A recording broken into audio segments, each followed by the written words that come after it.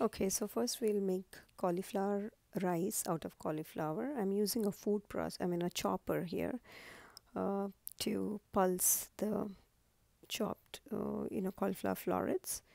I'm using about half of a medium sized cauliflower, and that gives me about 2 cups of cauliflower rice. You can also use any other kind of food processor, but I just wanted to show you how easy it is by just using like a $15-20 chopper.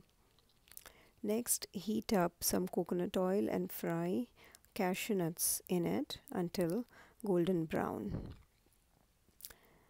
I use about 10 to 12 cashew nuts. You can also add other nuts.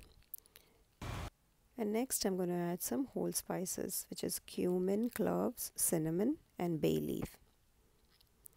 Next, I'm going to add that cauliflower that we just riced. Stir, and next we'll add some sea salt, about a quarter teaspoon, and half a teaspoon of turmeric. So stir to mix it well. Now we are not going to add any water here, so just stir it so that it's all mixed properly, and then all we need to do is cover and cook it on low heat. So I'm going to cover it and turn heat to low.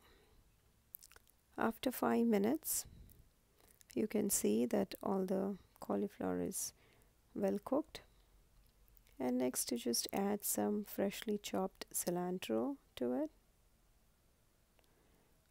and also going to add a special ingredient, and that's saffron.